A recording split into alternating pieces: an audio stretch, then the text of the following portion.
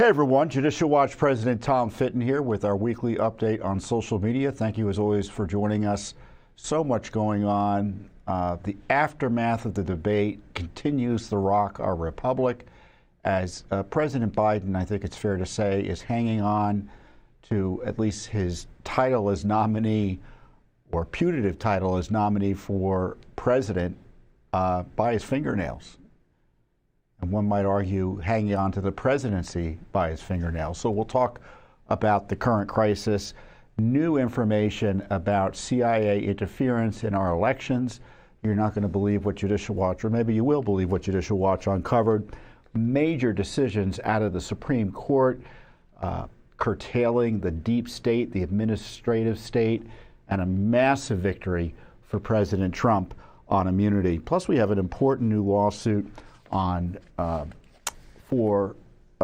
get records about a poor American caught up and held hostage in Russia. On top of everything else, we also have new documents to talk about in terms of the rigging of the last election, meaning the censorship of you and so many others over COVID and just questions about election integrity, documents that frankly are shocking, but it's just further confirmation that the federal government had put their thumbs on the scale in election issue arguments in 2020. First up is the crisis caused by Joe Biden's performance in the debate against President Trump.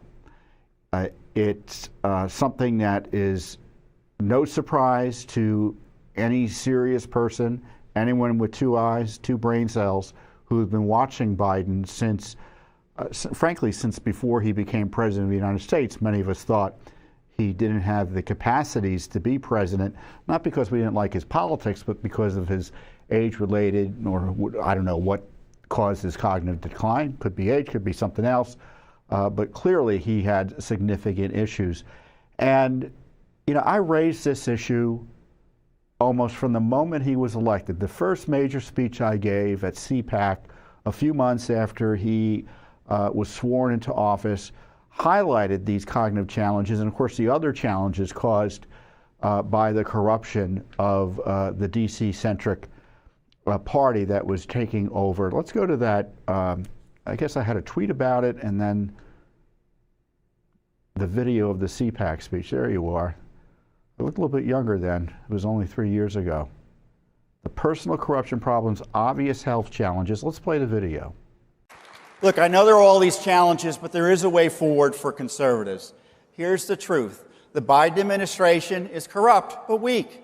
His party barely controls Congress. President Biden has personal corruption problems, has obvious health challenges, must manage internal warfare between his party's corrupt corporate wing and its rising communists, and his moral claim on the presidency is rejected by a massive number of voters. But there are many loser Republicans who also have contempt for our concerns about swamp corruption, election integrity, our borders, and accountable and constitutional government. So it is Judicial Watch to the rescue. We know what to do. Sue them. Demand answers. Tell the truth. Protect citizens under the law. Defend the Constitution. Expose corrupt politicians of both political parties.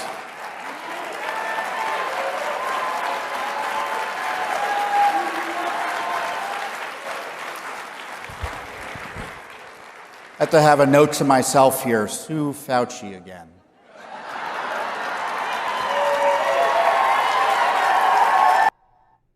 Imagine if the opposition had followed Judicial Watch's lead on all of these issues, and it's really come to a head with Biden's debate performance. We were told any questions about his, and as I've noted recently, he seems to have accelerated, his decline has accelerated with his performances and wanderings in abroad, and news reports out of the Wall Street Journal, largely ignored by the other media, about his failures cognitively in dealings with people and foreign leaders. And now the problem is the Biden White House and the complacent media or allied media just suppressed all of this. You know, not everyone watches the cheap fakes, right, that the White House spokespeople had put out there, saying they were cheap fakes when there were videos of him wandering or stuttering or doing whatever he did, suggesting a cognitive challenge. And then the debate came, and it was 90 minutes of 50, 60 million people, many of whom hadn't seen these other videos, watching a man unable to perform basic tasks in communication over the course of 90 minutes, and leading to the question, as I've highlighted, maybe we can call up the Washington Times op-ed I wrote for Judicial Watch on the 25th Amendment, about whether he, forget about being head of the campaign or being the #1 candidate for president for the Democrats, after having gone through the primary that was really wired in many respects, right? But whether he can be president of the United States. Let's go to a few clips of his performance at the debate. It's interesting how the media doesn't really play these clips over and over again. Isn't it interesting? But let's making sure that we continue to strengthen our healthcare system, making sure that we're able to make every single solitary person eligible for what I've been able to do with the COVID. With dealing with everything we have to do with. Look, if we finally beat Medicare. Thank you, President Biden. President Trump? What's going on there other than a capacity issue? And it got even worse. It got even worse. Let's go to this one. Look, there's so many young women who have been, including a young woman who just was murdered, and he went to the funeral. The idea that she was murdered by an immigrant coming in. They talk about that, but here's the deal: there's a lot of young women who are being raped by their in-laws, by their spouses, brothers and sisters, it's just ridiculous, and they can do nothing about it. And they try to arrest them when they cross state lines. Thank you. And this is what I wrote about the 25th Amendment before that debate. And I said that Kamala Harris and the majority of the cabinet, which under the 25th Amendment can initiate a disability issue with the president, should demand in the least a independent medical evaluation. Let's scroll down. Let's read it. I didn't bring it in with me. The White House did a little bit further up. Further up, meaning down in the document. Okay, so just above those ads there is where I talk about what Kamala Harris and the just go back up a little bit more, go up towards the top. There we are. The time has come, there it is, for Vice President Harris and the President's cabinet to do their duty under the 25th Amendment and consider whether the President's cognitive issues preclude him from continuing to discharge his duties. As the first step, Mr. Biden's cabinet should demand that Mr. Biden undergo medical tests by independent medical experts to determine if he has cognitive or related disability issues. Now, at this rate, I mean, we're past that. We are past that. The media is, the Democratic media machine is carpet bombing the White House with news stories about President Biden's lack of fitness. There are a few headlines here. Look at this.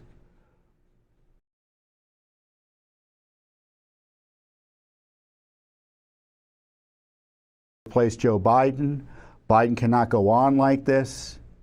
Biden must step aside now. New York Times called on him to resign. In the Washington Post today, one of the stories that I thought we were going to pull up, they talk about Biden not having, what was it in the Washington Post?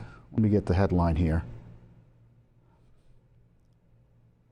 Wall Street Journal, I know, while I'm looking for this headline, I do remember, had a story about how foreign leaders have noticed his decline. So it's obviously a national security issue. So we're well past the need for an independent medical evaluation because the American people had their evaluation during the debate. Biden's aging is seen as accelerating. Let's go to that story.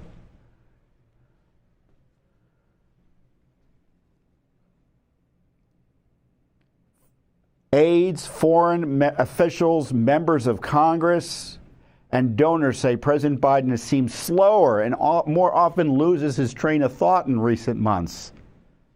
Although close aides insist he remains mentally sharp. Who are those close aides? Hunter?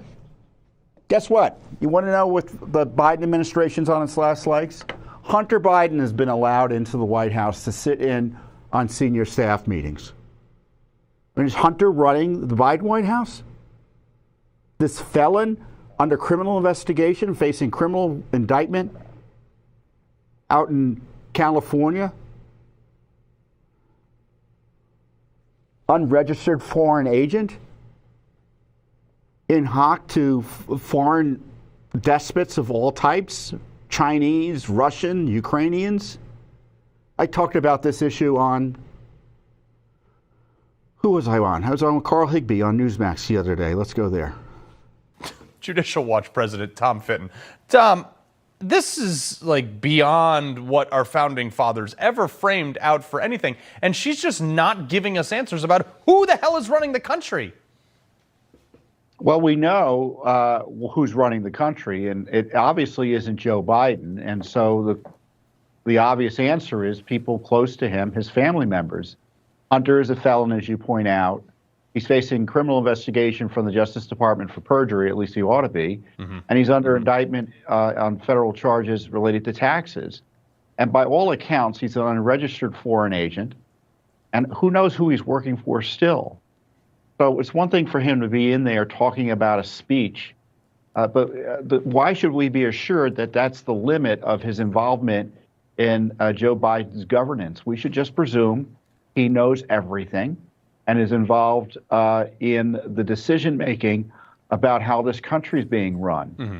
And, I mean, it's an oligarchy behind President Biden, it's clear. He ain't getting better. Look at this audio of a radio interview he just had up in, I think it was up in Philadelphia. By the way, I'm proud to be, as I said, the first vice president, first black woman, served with a black president. I'm proud of the first black woman in the Supreme Court. There's just so much that we can do because together there's nothing. Look, this is the United States of America. So what are the Democrats going to do? As I said, they are, if you look at the news stories, there's no doubt that the deluge has begun to force Biden out of office, or at least out of the presidential campaign. Who will they insert? Will it be Kamala Harris? I don't know. You know, that's a political game. But to me, there's a corruption issue here. And the corruption issue is who knew what and when about Biden's mental decline, and why weren't the American people fully informed about it, and who was in on the cover-up. And all of them need to be held accountable. Because if Biden wasn't able to operate as president of the United States, that means we weren't governed by the person who was elected. We didn't hire, or no one voted for Kamala Harris to be president. No one voted for Hunter to be president. No one voted for Jill Biden to be president, or Mike Donnellan, or people whose names you've never heard of who are Biden's aides in the White House, both in and out. No one voted for them to be president. We didn't vote for Obama to be president again, or whoever was running things behind the scenes. I don't know. We should just presume the worst. You know, the left lectures us about democracy while stealing democracy time and time again. It's clear this man has no business being president, has had no business being president. Now we're being told. There's a Democrat senator, I think, who was quoted in the paper the other day. It shows you how old I am. I still call it the paper. So I read it in the internet. One of the major news publications. And he said, oh, he's been out of it for 2.5 years. What? So the trillions of dollars of spending suggested by Biden, he wasn't really signing that into law? Did he have the mental capacity to sign anything into law? Has our republic been hijacked for 2.5 years? And by whom? I mean, I could go on and on about it. You know, with Trump, you know, he's had a very blunt, colorful assessment with some naughty words here and there of the craziness here in Washington and what he's going to be facing as a candidate. I think it's worth sharing. Here he is. You gave me so much. How did I do with the debate the other night? Oh, yeah. He kicked that old broken down pile of crap. Yeah. It's a bad guy. He just quit, you know. He's quitting the race. Is that right? Yep, I got him out of the race. And that means we have Kamala. I think she's going to be better. She's so bad. She's so pathetic. It's so amazing. It's just so fucking bad. So, I just can't imagine. but can you imagine that guy with dealing with Putin and the president of China, who's a fierce person? He's a fierce man. Right. A very tough guy, and they see him. They probably he can't. But they just announced he's probably quitting. Good. Very good. Yeah, that's amazing. Just keep knocking him out, right? Thank you. You know, that sort of commentary, obviously was off the cuff, is what makes Trump so effective and dangerous to the left. Because he really does summarize things in a very direct manner and a way that most people understand quite easily. And what I've been hearing is that Biden's going to resign on Monday.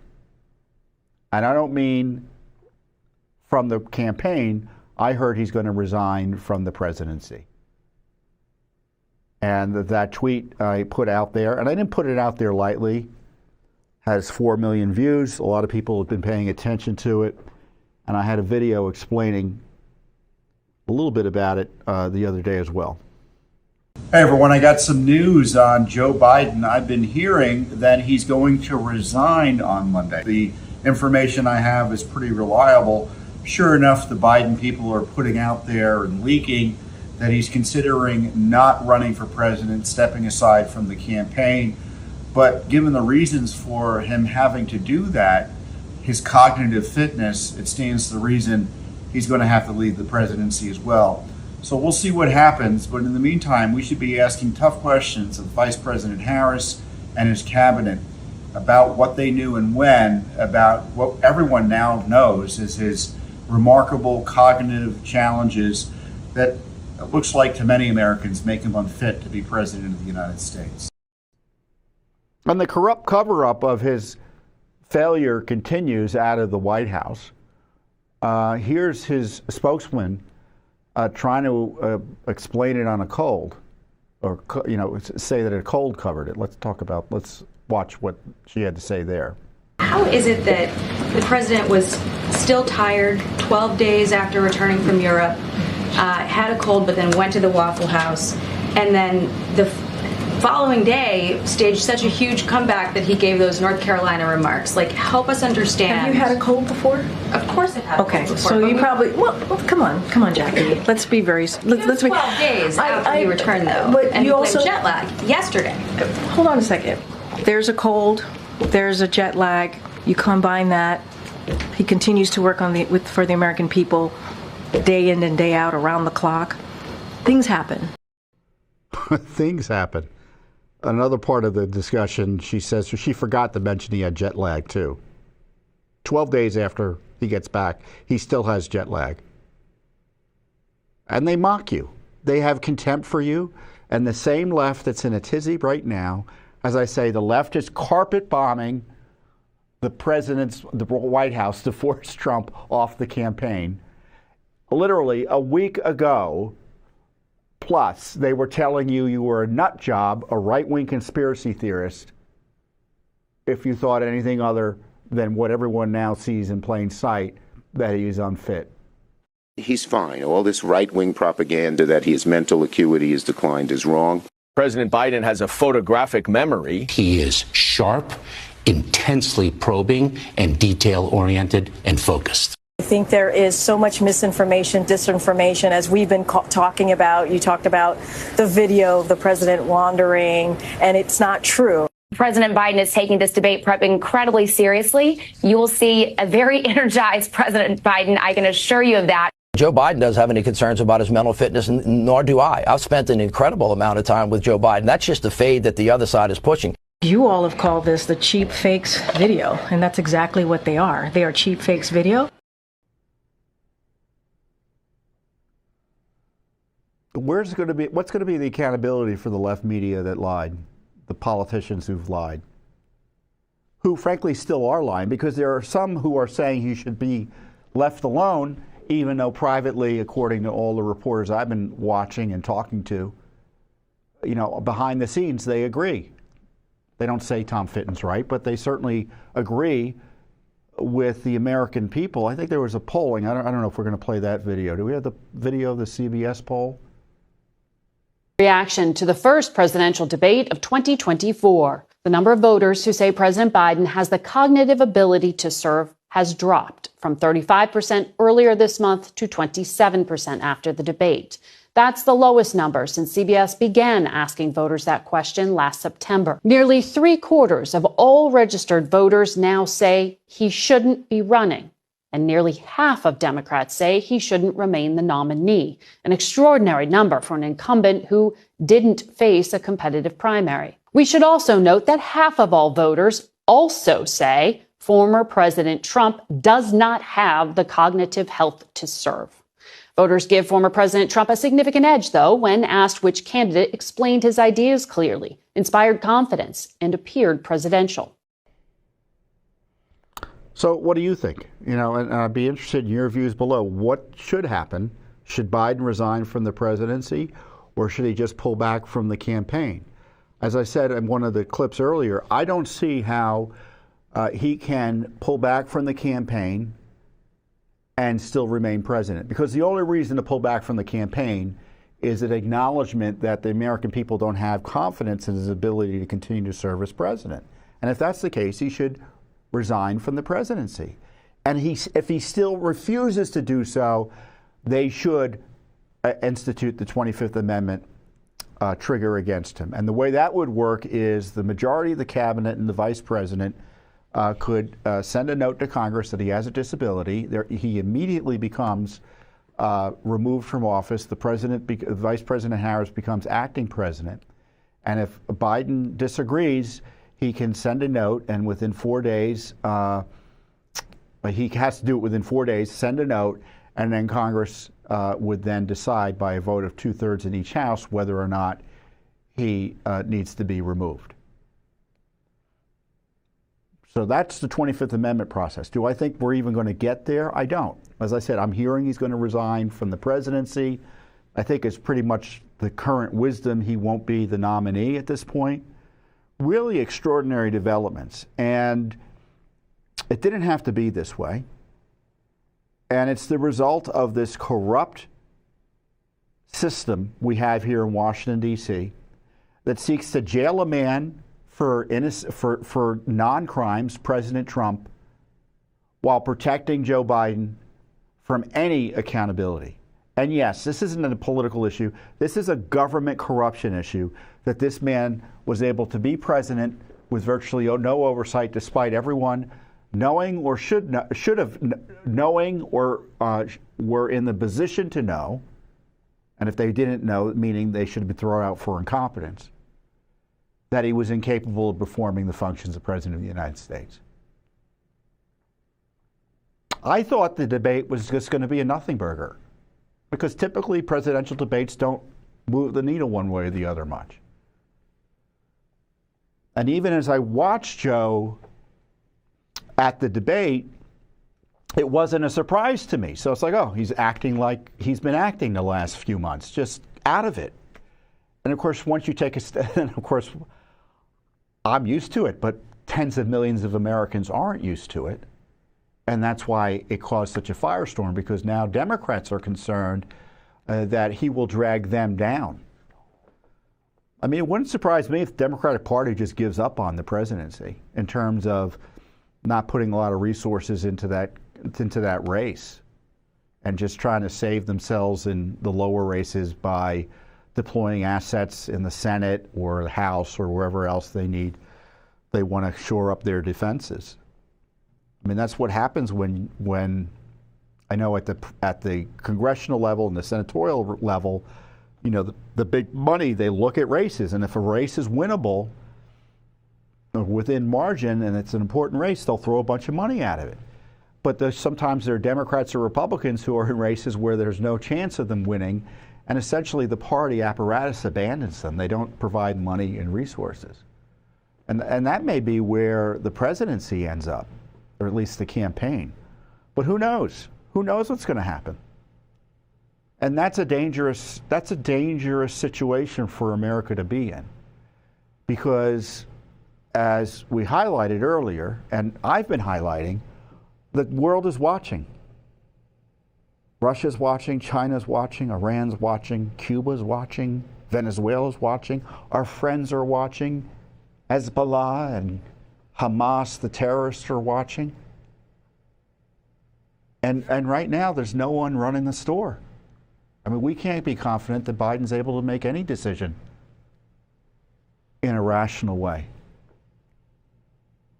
So I hope my source and what I've heard is right, is that he does move quickly to remove himself from office. And I know a lot of people think Kamala Harris is a disaster and shouldn't be president. But, you know, we've got this system in place. Joe Biden, in my view, can't be president. He just can't. And he's got to resign. He's got to resign. Now, is that the official Judicial Watch position? I don't know if it is or not, but certainly it's my position. So we'll see what happens. I mean, I could talk about it, but I mean, you've been following everything too, I trust, right? It's just getting worse and worse. I haven't even seen the Stephanopoulos interview. I don't know if it's out yet. So there you go. Out tonight. It's going to come out tonight, supposedly, after this is out. So after you watch this video, you can see how he did on Stephanopoulos, but I don't know what that is. I mean, it's a pre-taped interview. Who knows what, you know. Stephanopoulos is a former Clinton functionary, one of the Clinton hitmen. And so you know, it's a Democrat interviewing a Democrat politician. So I don't know how people are going to think that's reliable. Plus, the challenge politically for Biden is no one cares anymore. They've written him off. The debate was the end. It really was.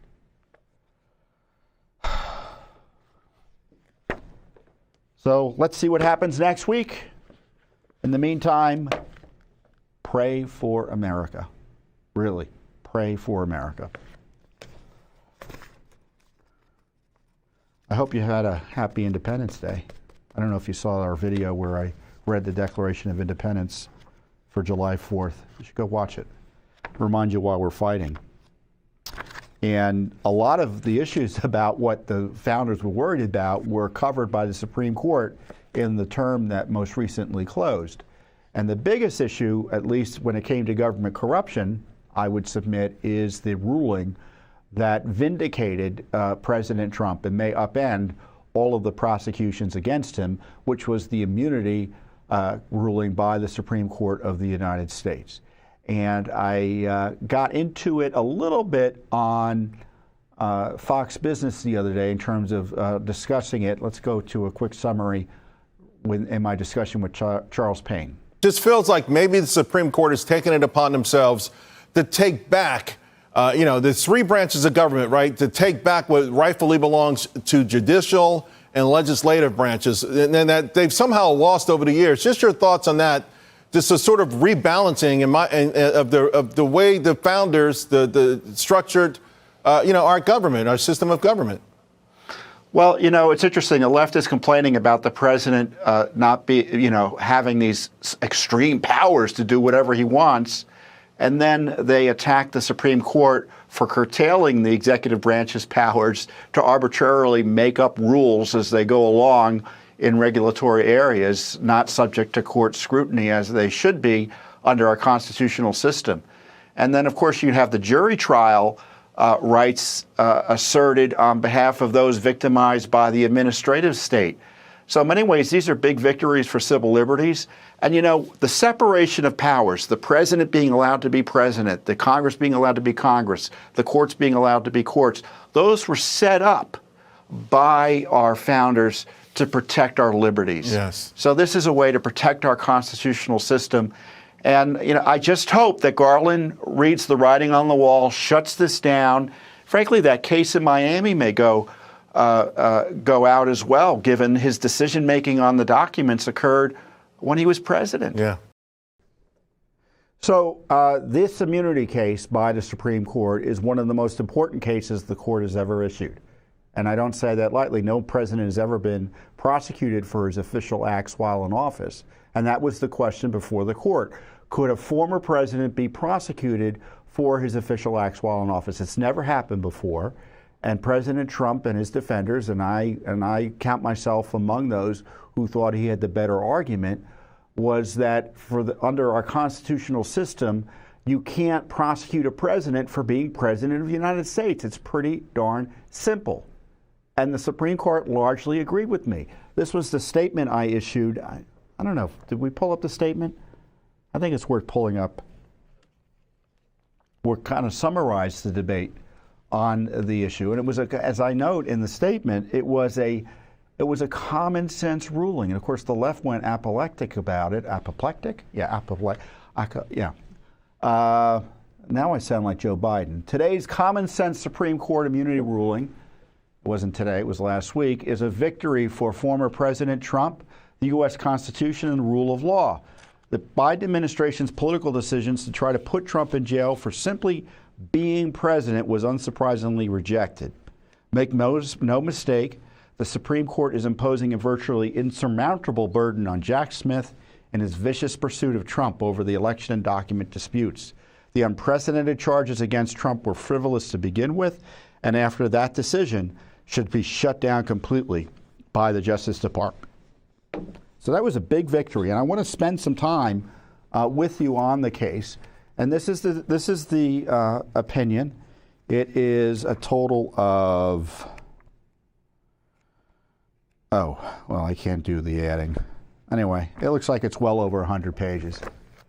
And so the syllabus up front summarizes. I encourage you, by the way, to read these Supreme Court decisions. Now, I'm going to read you a little bit of them, but read them all. This decision has important material in it by Justice Thomas about the special counsel. Maybe I'll talk about that in a future update. And Chief Justice Roberts has an excellent decision.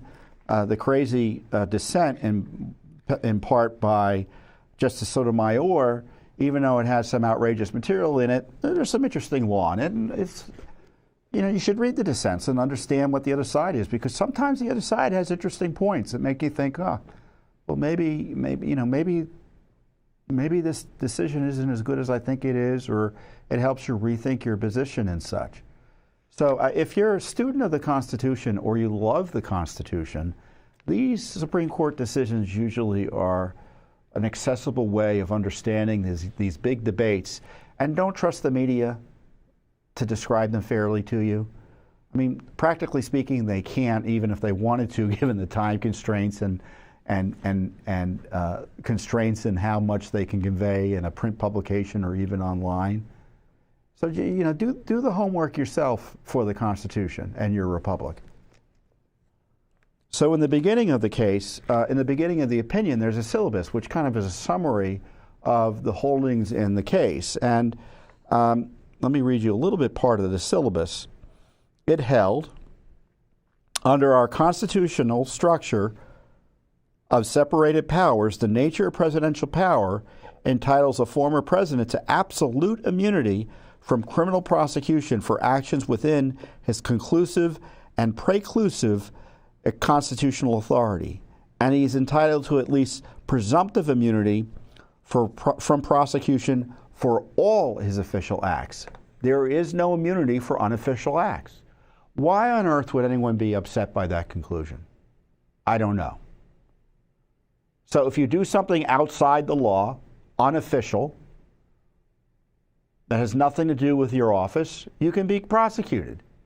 If you do something within your capacity as president that someone argues violates the law, I don't know who's in a position to argue that, since it's the Justice Department, which is an organ of the executive branch.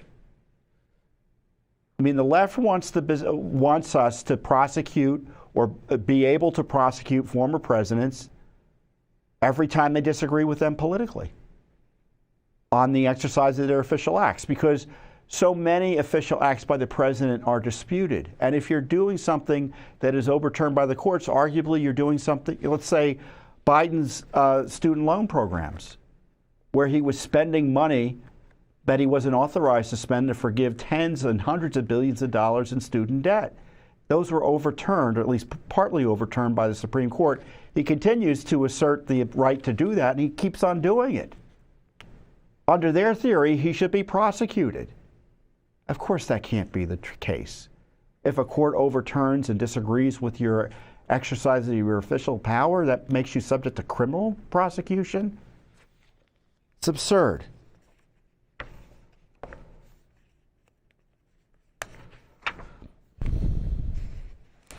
And I thought, and I encourage you to read the full case, because I'm not going to go into the justifications that Chief Justice Roberts, who wrote the decision, went into. But I do want to describe how it impairs the lower courts from prosecuting Trump in the current cases that he's facing. And this is what Chief Justice Roberts wrote. In dividing official from unofficial conduct, courts may not inquire into the president's motives. So to the degree there's an argument whether something's official or unofficial in any of these cases, they can't bug the president about what he was thinking or his people close to him. Basically just harass the president to question what he was doing as president of the United States. Such an inquiry would risk exposing even the most obvious instances of official conduct to judicial examination on the mere allegation of improper purpose, thereby intruding on the Article 2 interest that immunity seeks to protect. And Article 2 references the article in the Constitution that provides for a presidency and delineates his powers under our Constitution. Indeed, quote, it would seriously cripple the proper and effective administration of public affairs as entrusted to the executive branch of the government if in the exercising of the functions of his office, the president was under an apprehension that the motives that control his official conduct may at any time become the subject of inquiry. We thus rejected such inquiries in Fitzgerald, which is a prior case related to these issues. The plaintiff there contended that he was dismissed from the Air Force for retaliatory reasons. The Air Force responded with the reorganization that led to his dismissal was undertaken to promote efficiency. Because under Fitzgerald's theory, an inquiry into the president's motives could not be avoided, we rejected the theory, observing that inquiries of this kind would be highly intrusive. But bare allegations of malice should not suffice to subject government officials either to the cost of trial or to the burdens of broad-reaching discovery. And you know, in our experience, and I'll defer to the lawyers in describing correctly what I'm about to describe to you informally. If you don't like what a federal government official does, you can mount what is called a Bivens action, right? And you basically say, they broke the law, and they did it in an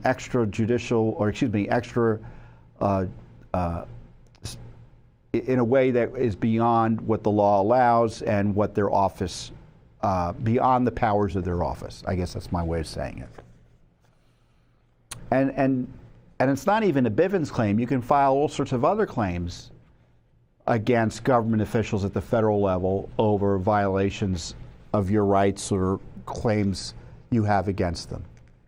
And you're supposed to go through a process before that person is held personally liable, potentially in court, to ascertain whether or not they were doing something that arose from the simple exercise of their job duties and responsibilities as a government official.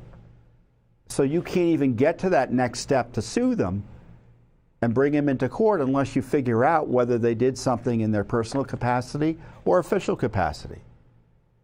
And so to apply that in the criminal context to the President of the United States seems to me pretty darn simple, doesn't it?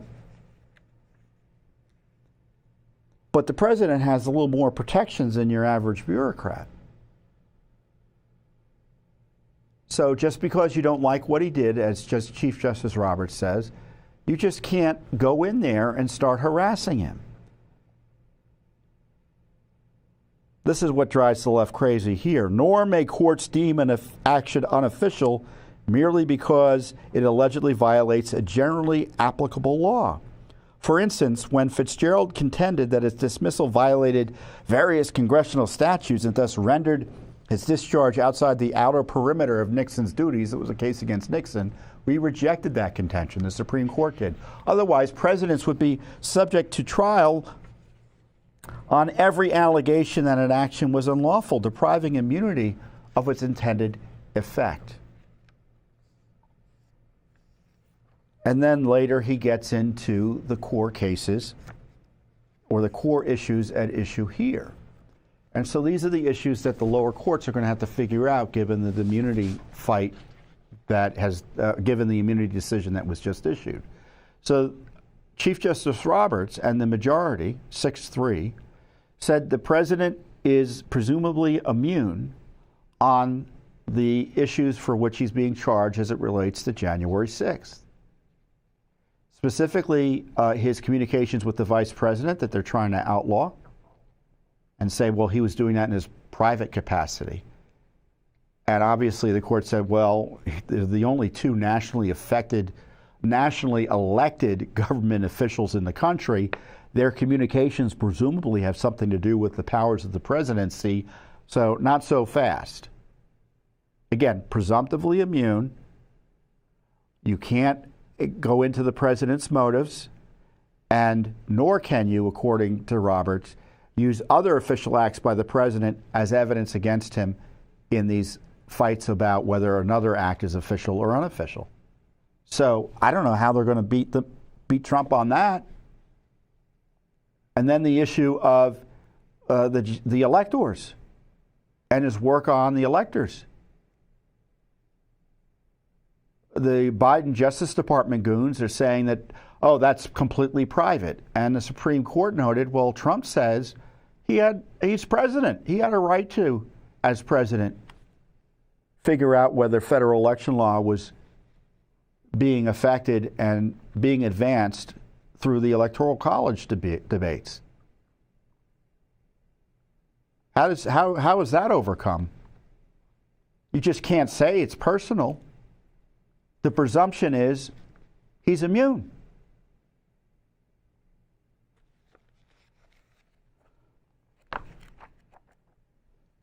So as far as I'm concerned, that case is over.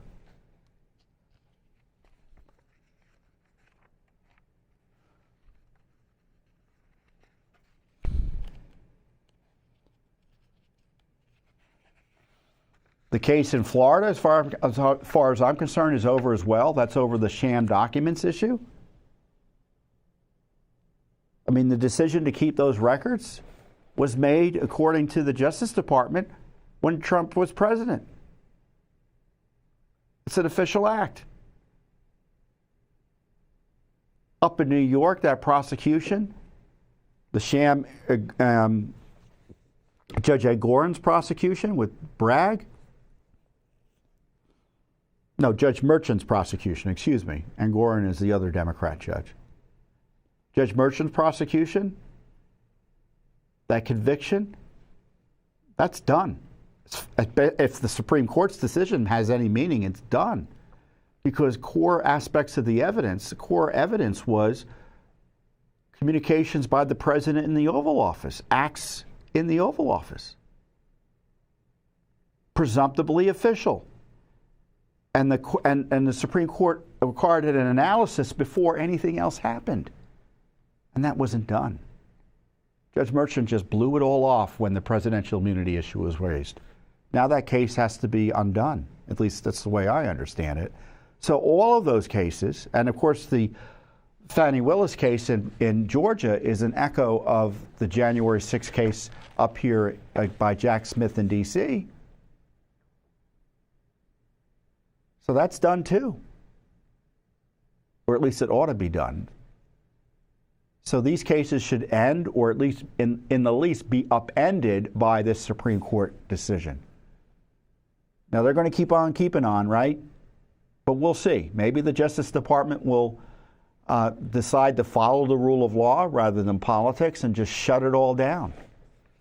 And I don't know if I talked about this yet. I think I may have referenced it here, but the Fischer case is the case about whether this obstruction statute could be expanded to cover obstruction of an official proceeding, meaning by someone in going and protesting Congress, as opposed to messing with documents. And those cases were largely thrown out as well. That whole abuse by the Justice Department was curtailed. Hundreds of people were unconstitutionally prosecuted. Two of the charges against Trump are tied to that case. Now, the Justice Department hasn't announced whether or not they're going to drop them. They're pretending they're still covered or still valid even after that analysis, but we'll see. These cases against Trump are dropping. Now, the damage has already been done in many ways. I mean, this is somewhat not a surprise. The Supreme Court has been attacked because the left knew what was coming here. But in the meantime, Trump has been distracted, had to spend money, was held hostage up in New York. The Justice Department unconstitutionally, this is what the finding is, unconstitutionally prosecuted him for official acts for which he was protected. And they should have known better. They should have known better. More from Chief Justice Roberts. Because the left went crazy, literally went crazy in response to this very careful and moderate decision.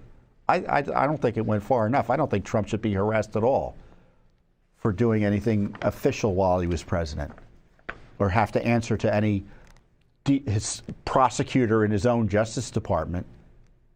Right? The theory would, in my view, it would mean that he could be, under this theory, I'm worried that president even in office could be harassed.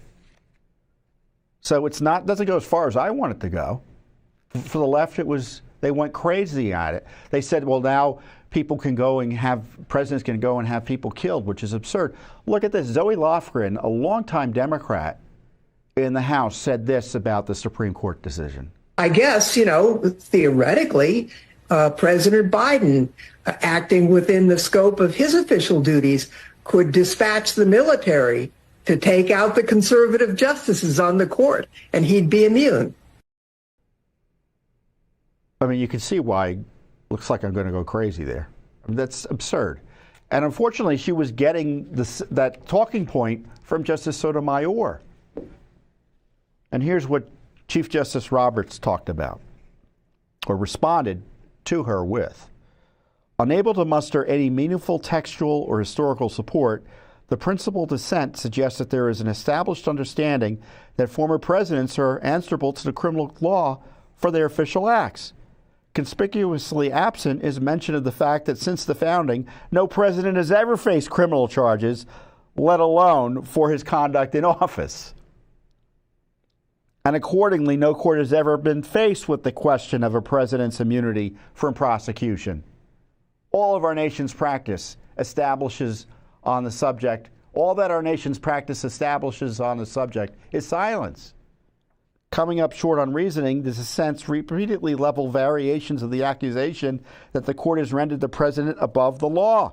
As before, the rhetorically chilling contention is wholly unjustified. Like everyone else, the president is subject to prosecution in his unofficial capacity.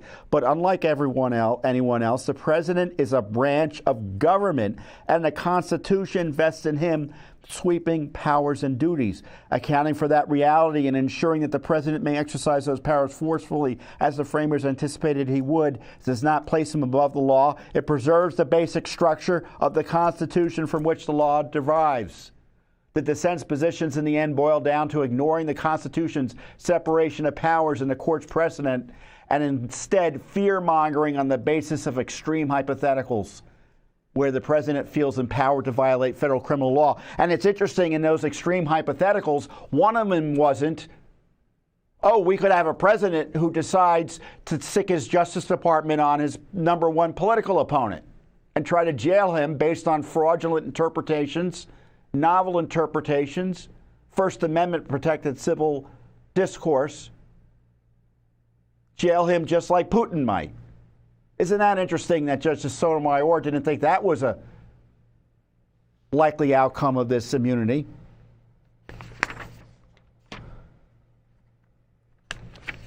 Chief Justice Roberts ends the decision with this.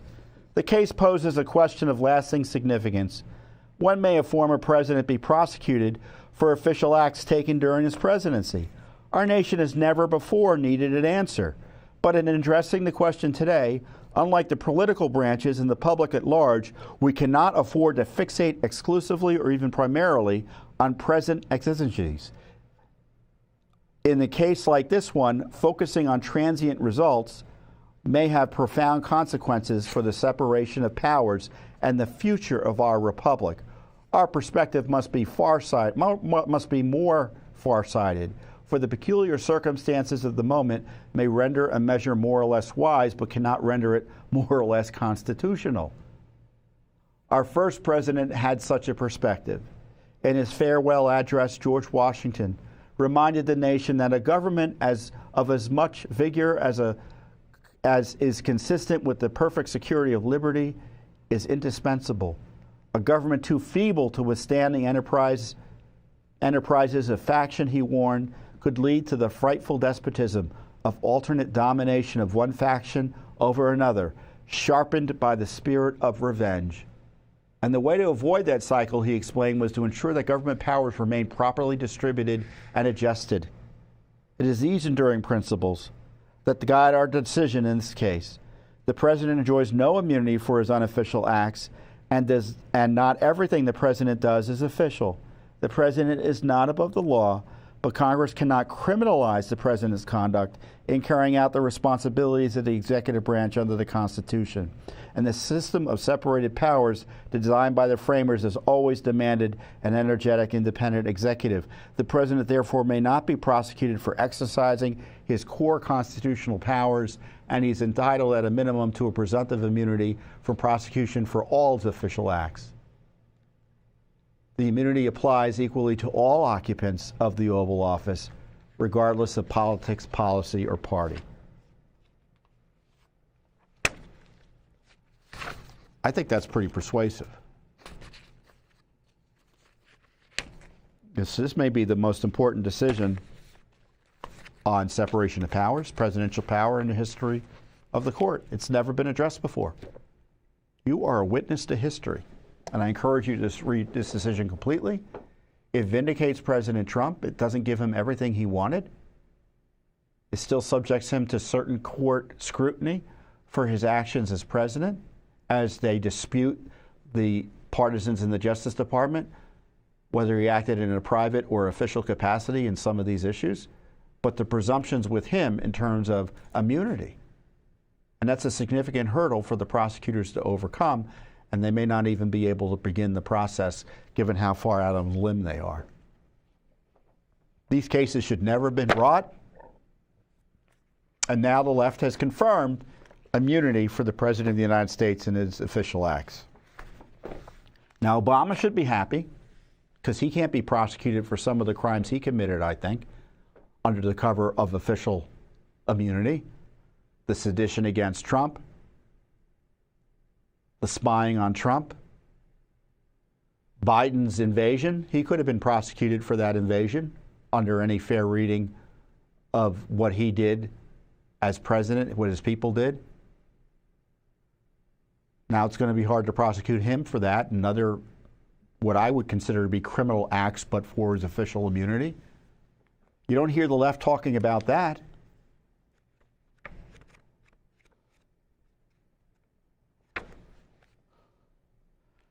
So, you know, one of the nice things about being Chief Justice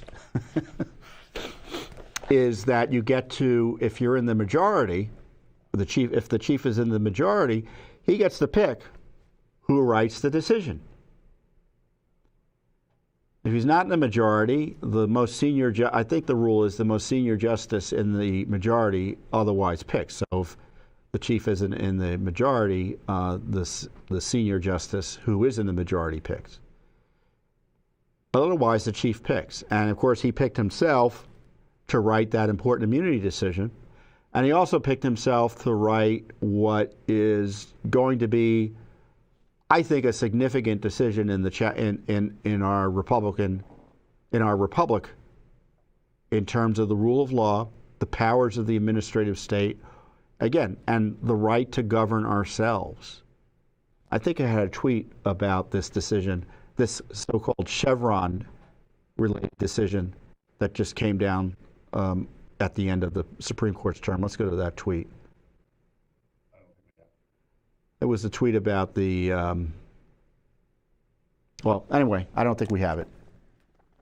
But I described how this decision upended this precedent that was at odds with what everyone understands to be constitutional government.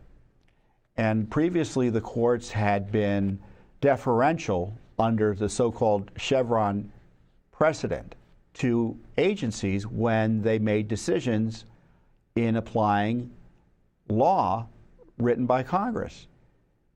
Now, it's one thing if the Congress tells an agency, this is the law. You know, you can't, I don't know what would be a good example of it. Anyone driving over 50 miles an hour needs to be fined. I don't know if that's. But if the law, and that's pretty easy, right? But what if the law said anyone driving too fast needs to be fined? That's probably not a perfect analogy, but it's pretty close. Who should decide what's too fast? The bureaucrats or judges? And the Supreme Court said the law requires judges to figure out what the law means. And in that case, if it's too vague, they kick it back. Or if they think they understand what they mean, they apply it as they understand it. And this is how Chief Justice Roberts, who again assigned himself this historic decision as well for the majority, describes the so-called Chevron deference. Our Chevron doctrine requires courts to use a two-step framework to interpret statutes administered by federal agencies. After determining that a case satisfies the various preconditions we have set for Chevron to apply, a reviewing court must first assess whether Congress has directly spoken to the precise questions at issue. If and only if congressional intent is clear, that is the end of the inquiry. But if a court determines that the statute is silent or ambiguous with respect to the specific issue at hand, the court must, at Chevron's second step, defer to the agency's interpretation if it is based on a permissible construction of the statute.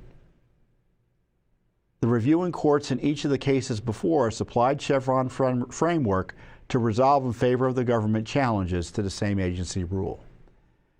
And so this decision overturned Chevron, overturned that precedent, because they said Chevron doesn't work. So what's been happening, and you've seen it generally through the presidential administrations, you have one administration come in and say, well, the law allows us to do X. The next administration comes in and then reverses it and says no. And so it restricts it or sometimes even expands it one way or the other, depending on the administration. And the court's saying that's no way to run a railroad. That's not what our Constitution wants our government to operate as or under.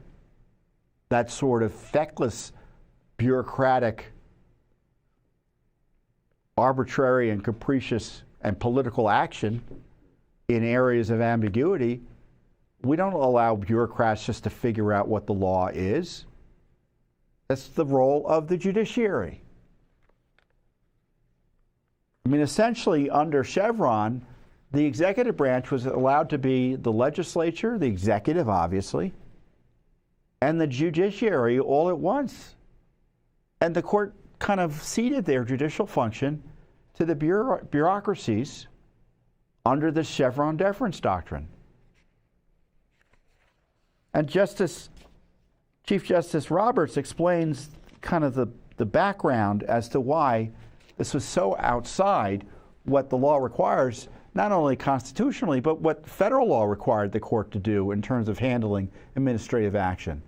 Because back in 1946, Congress passed a historic law called the Administrative Procedures Act that describes in detail how administrative law or how administrative agencies are supposed to apply the law and operate, and what the court's role is in adjudicating issues related to the administrative determinations as it relates to legislation and, as the law says, administrative procedures.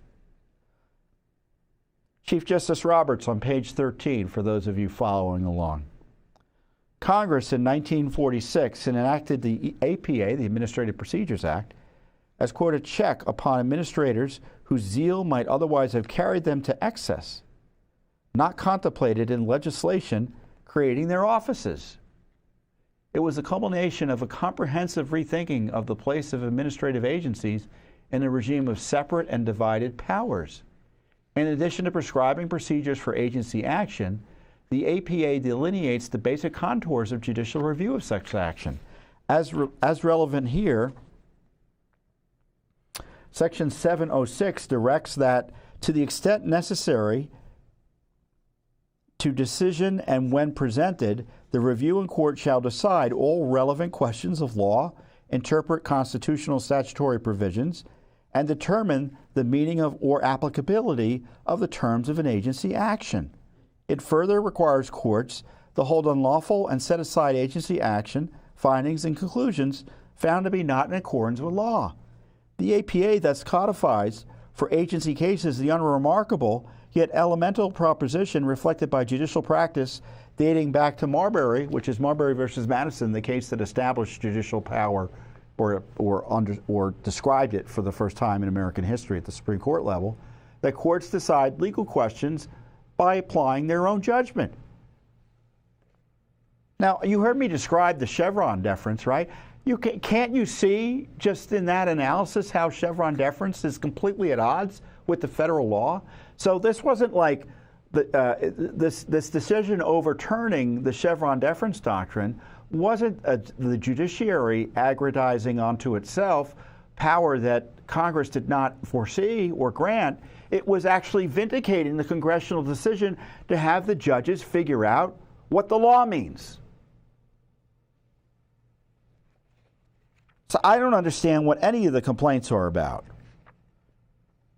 Let me see if I highlighted anything else here worth reading. I tell you, it doesn't get any more clear-cut than that.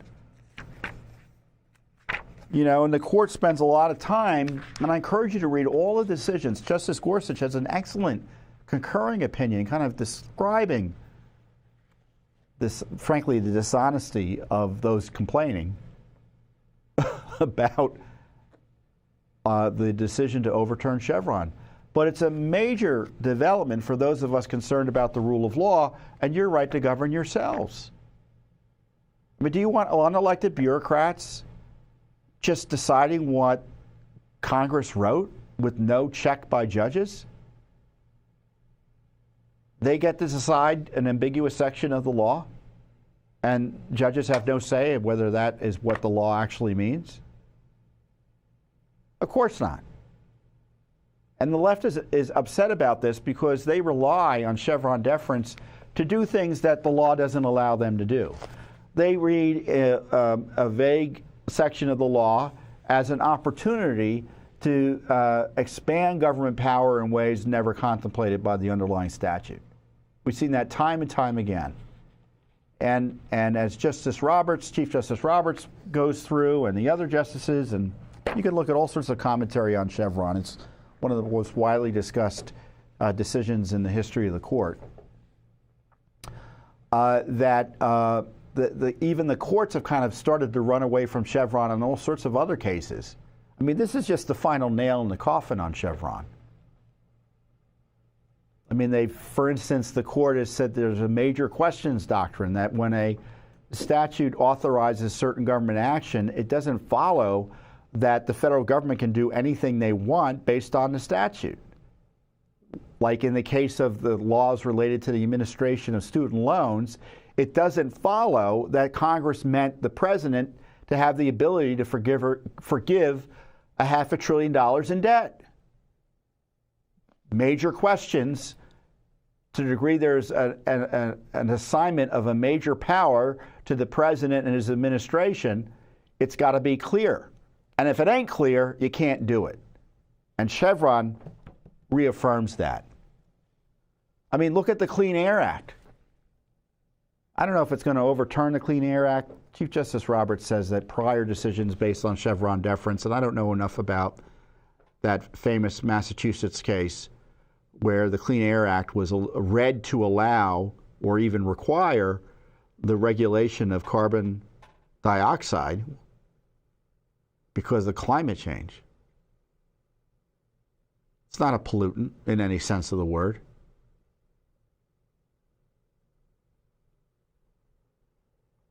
So maybe, that's why the left is nervous, because a lot of their environmental regulations, which are always escalating, rely on Chevron deference.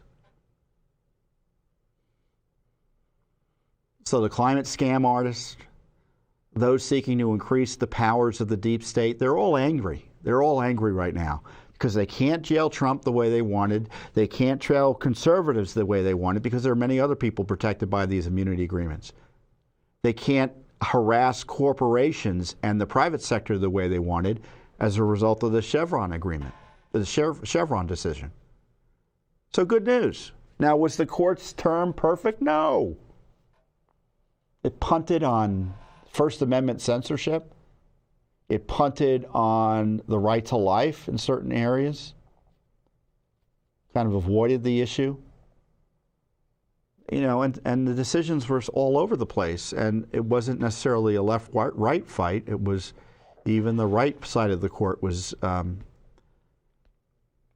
divided on some of those issues. So it was far from a perfect, as far as I'm concerned, right? A perfect term for the court. But in terms of presidential immunity, in terms of Chevron deference, in terms of curtailing some of the abuses of the Justice Department, the court batted nearly 1,000. So good news for the Constitution and good news for the Republic.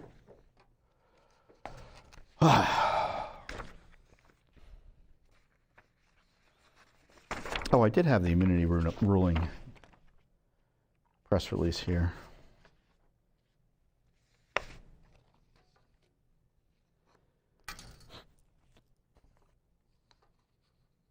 So the deep state has been protecting Biden, obviously, from being exposed on his mental incapacity. I'd love to know what the CIA or the national security people briefing Biden were telling their superiors during these briefings. Were they informed he was out of it? I think that's something worth following up on, don't you think? And of course, the CIA helped protect Biden, has always targeted Trump. And we have new proof of it in the Hunter Biden laptop issue. We had these 51 former intel officials that involved CIA directors or former CIA directors.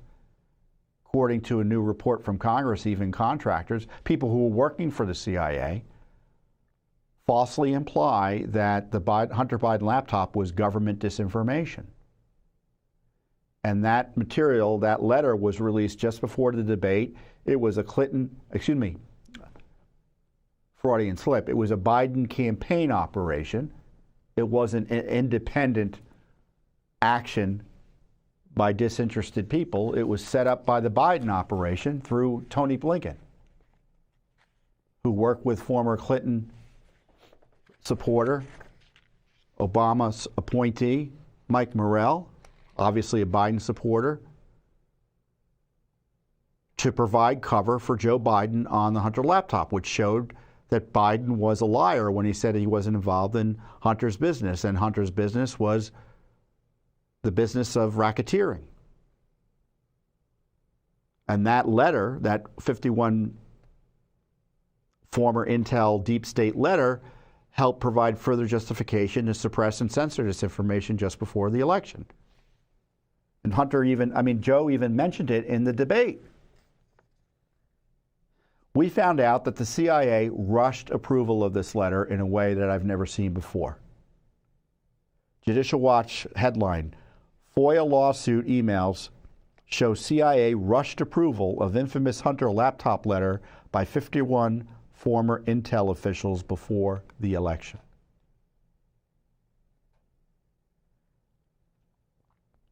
We received 8 pages of records from the CIA showing Mike Morell, former acting CIA director under Obama, requesting CIA permission to publish a letter by former intelligence community leaders stating that they believe the laptop emails exposing Hunter Biden's connections to Ukraine were Russia disinformation. Morell's request for pre-publication review was approved in just 6 hours by the CIA. 6 hours.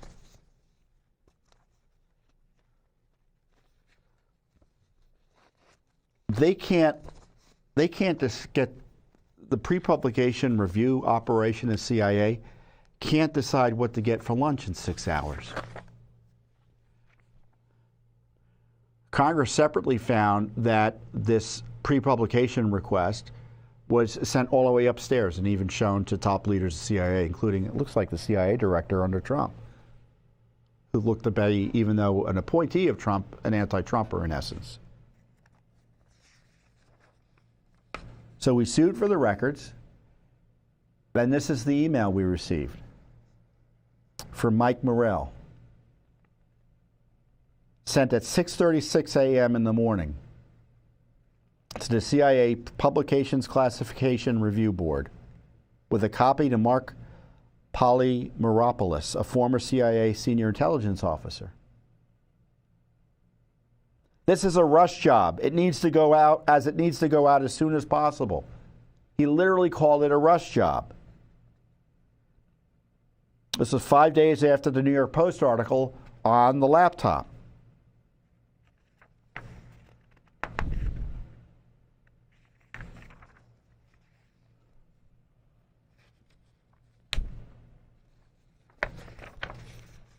The emails further show at 8:01 a.m. on the same day, a CIA official whose name is redacted sent Morell's request to an official whose name is also redacted.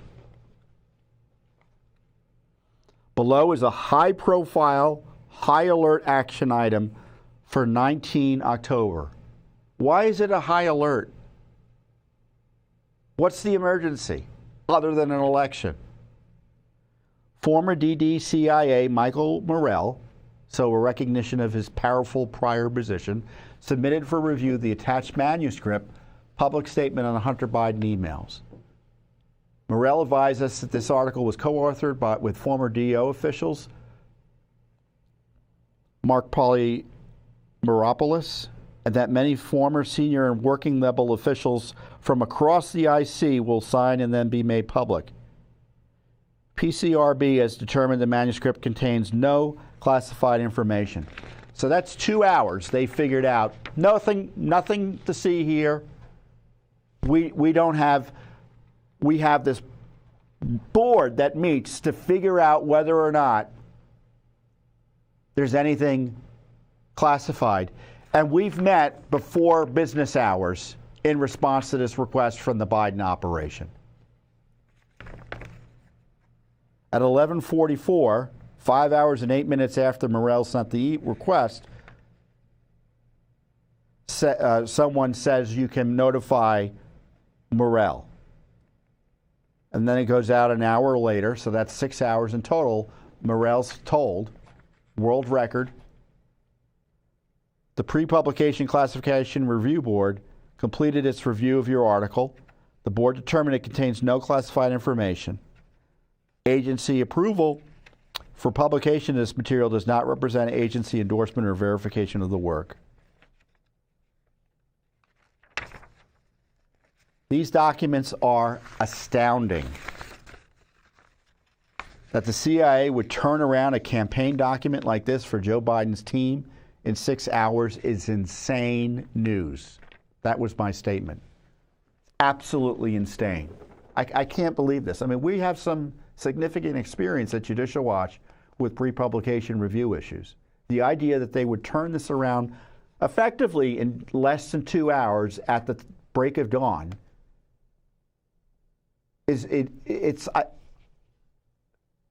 do I need to tell you what that means? It means it was wired. This seems to be demonstrable campaign interference by the CIA and should be concerning and alarming to all Americans. And again, we got this out with a federal lawsuit. Now, Congress had a big report on this, and they highlighted how CIA people who were still working for the CIA were signers. This was kicked around upstairs to the CIA, and it was only Judicial Watch that exposed how quickly it was turned around for Morell and got that level of detail. So I'm glad Congress got that report out, and it shows you how the way things, I think, should work. It's not perfect. Congress does its heavy lifting. Judicial Watch does its heavy lifting. They get some information. We get different information. And together, it means the public has a fuller understanding of this major corruption scandal, which is the CIA coming in and helping the Biden campaign with this quick turnaround on a document implying that the national security establishment has concluded that the Hunter Biden laptop was a Russia disinformation operation, when in fact it was no such thing. And they all knew better. Purely political. They weren't in a position to say one way or the other. And of course, this is part of Judicial Watch's, again, this litigation is one of, I would say, I guess it's got to be nearly 24 lawsuits at this point. I mean, we sued for records on the IRS investigation of Hunter. I mean, we sued about allegations that Hunter and Joe were involved in bribery schemes. We sued the National Archives for the Biden records scandal documents and all sorts of other issues related to the cover-up and the efforts to help Joe. But here we have information that the CIA rushed a sensitive review on behalf of the Biden operation. And they knew what was happening because as soon as it was published, as Congress noted, people in the CIA got nervous about the political implications. They knew it was political. I mean, the guy sends it over at 6 a.m. Effectively, the decision's made by 8 a.m. And the only government side of it was the delay that didn't get him the official response until a few hours later. Just incredible.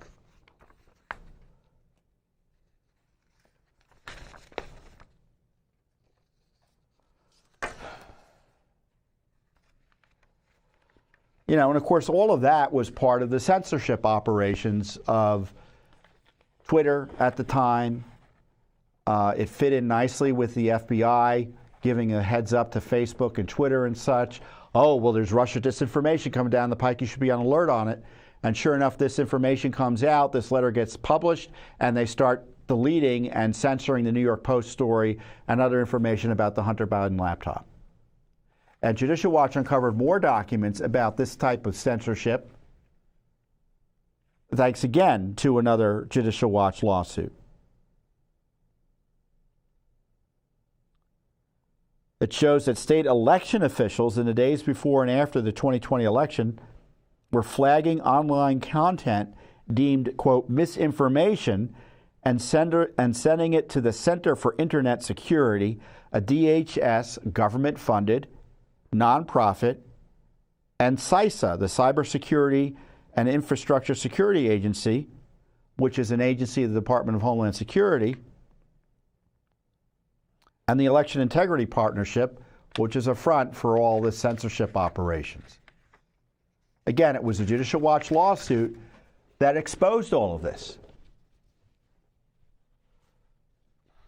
Includes the November 4th, 2020 email from the CIS misinformation reports to the government official, Brian Scully, in the Department of Homeland Security. Their disinformation branch. What the heck is government having like a misinformation branch? It sounds like something out of George Orwell, doesn't it? The report originated in the Washington Secretary of State's office, the state of Washington. I wanted to flag the following tweet. Why would a tweet be sent to any federal official for flagging? Talk about communism. There is no evidence for the claim being made of a widespread mail-in fraud operation to benefit Democrats in swing states. Oh, really? I think that's a disputable point, isn't it? What's your definition of fraud? Changing the rules at the last minute? Counting ballots that you're not supposed to be counting? Counting ballots away from observers? Counting ballots after their election day? And the response, the tweet reads, a note to all conservative media people projecting Trump victories in swing states. Yes, Republican turnout may be strong. Yes, that's good news. From a mail-in state veteran, the Democrats will wait to know how many votes they have to find, then they will magically appear. Why would that be an issue for the government to be policing a tweet like that? That's a political point. First Amendment protected speech. On November 12th, Scully sends an email with the subject line, hammer and scorecard tweets to individuals whose names are redacted.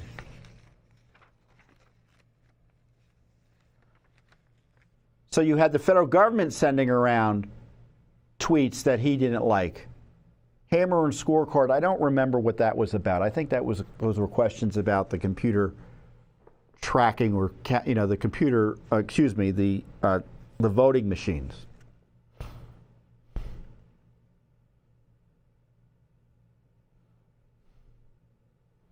On January 19th, 2021, it just never stopped. Scully received an email with the subject line, COVID-19, what to expect and 60-day plan. I want to pass along SIO's Stanford Internet Observatory, Stanford's censorship operation, vaccine misinfo, what to expect, and 60-day plan draft white paper for your feedback. Find it attached. Feel free to tear it apart. It is mainly based on our experience with EIP, the Election Integrity Partnership censorship operation, and the vaccine misinfo we've seen thus far. They were planning to censor vaccination information and issues about it prior to the widespread distribution of the vaccine. This is the government prepping the battlefield for censorship by working with these outside front groups.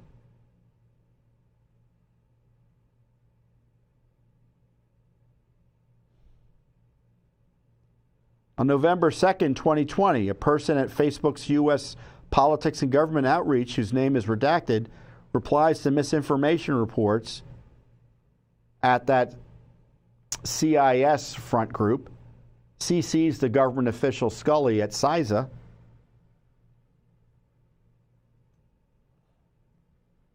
and other officials at CISA, with the subject of the email being Facebook post alleging submitting multiple ballots fraudulently. The Facebook official states, on it now, thanks, regarding review of the social media post.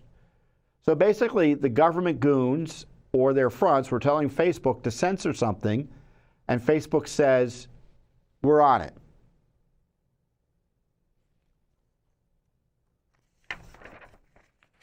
Just gets worse and worse, doesn't it? Another response from Facebook.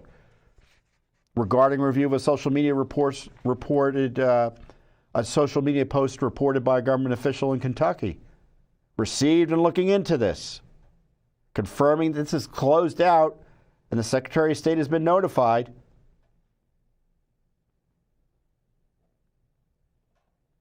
Of course, we don't know what Facebook censored. The records provide disturbing evidence of a conspiracy by federal, state, and private actors to censor Americans on social media during a presidential campaign. And of course, you know, the plan is in place, as I say, for COVID after the campaign at the beginning of the Biden presidency. Judicial Watch will continue to expose the government's involvement in what is an ongoing and unprecedented attack on Americans' First Amendment rights. So you really need to pursue our material or follow up with our material here. We have a lawsuit that's pending, at least it's on appeal, over direct censorship by Judicial Watch from one of these state actors in California. A weekly update video featuring me was taken down at the request of the Secretary of State or her office in California, or his office. I don't know who was running it at the time. I don't remember. We got a lawsuit over that. And of course, if I'm being victimized, if Judicial Watch is being victimized, if Trump is being victimized, if New York Post is being victimized and censored, you're being censored because you want this information. You have a right to it. And they're depriving you of information you would otherwise get access to. So you're a victim as well, dear listener, dear viewer, dear follower. Never before have so many Americans been censored. Never before. And it continues. As I said, the Supreme Court has punted on some of these challenges to these censorship issues. And so you can be sure the Biden administration will take it as a green light to increase censorship in the run-up to the election. And I use the term Biden administration loosely because we don't know who's running the Biden administration now. But he's the nominal president. So we'll keep an eye out on your behalf for your First Amendment rights. Judicial Watch, of course, always with the heavy lifting for the Constitution and the rule of law. And I want to close with an important lawsuit we filed about a man you probably don't know anything about. But I think it's important you know. We sued the State Department for records related to the imprisonment of a U.S. citizen, James Vincent Wilgus, in Russia. We filed the lawsuit against the State Department for all records related to why the department has not issued a wrongful detention designation for Jimmy Wilgus, a U.S. citizen sentenced to 12.5 years in a Russian penal colony on allegedly false charges based on a forced confession and fabricated evidence. Now, he's not the only American over there, but hasn't been designated as a wrongfully detained person by the State Department. And you can imagine his family, they're beside themselves because they're worried he's going to die over there. I mean, I read a piece, there was an op-ed, I think it's linked in our press release, guys. If you go down, you can pull it up from the New York Post. We referenced the op-ed at the end of the press release. You can pull that up separately. I'll get to that in a bit.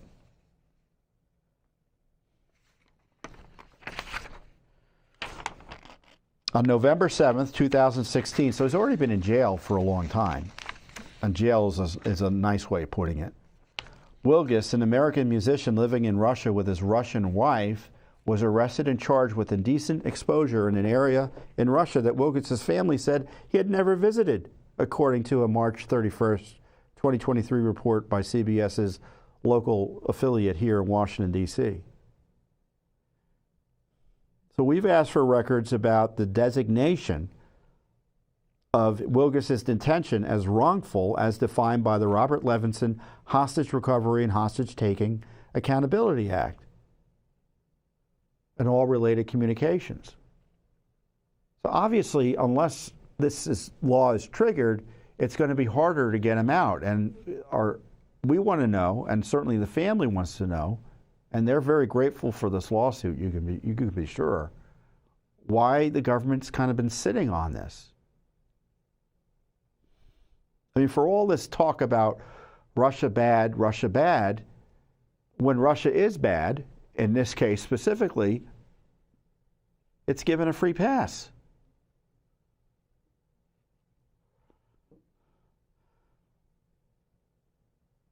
CBS News report reports the following. Jimmy Wilgus, a musician from New Jersey, was in Russia in 2016 working on a movie soundtrack with a Russian film director when he was ambushed and thrown into a van. His parents, Jim and Bella Wilgus, say their son was helping his stepdaughter get into a taxi just moments before he was grabbed. The family say Jimmy was forced to sign a confession papers for a crime he did not commit. The family says witnesses testified claiming Jimmy committed a crime in an area of Russia he had never even visited. Jimmy Wilgus was sentenced to 12 years in prison after a reportedly closed-door trial where his mother claims the U.S. Embassy was not even allowed to attend. He's being held in IK-17, a penal colony in Mordovia, Russia.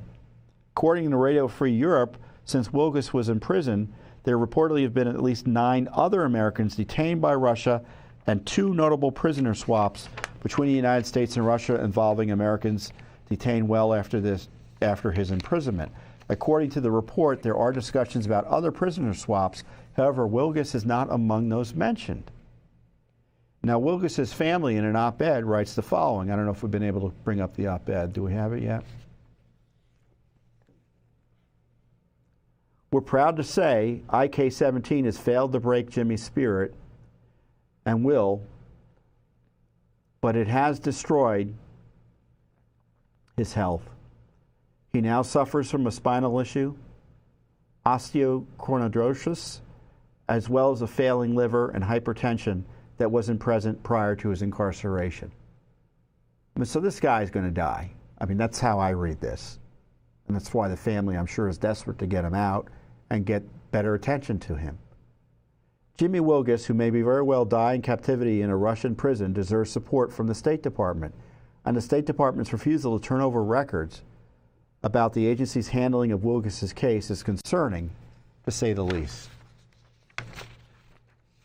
So, you know, these are one of these cases that is maybe not a big case in the greater scheme of things, but I think it's important. And I'm pleased that Judicial Watch is able to help the Wilgus family in this regard with this lawsuit that we filed separately for ourselves, because we want to know what's going on about this American citizen trapped in Russia, held up in the Russia penal colony.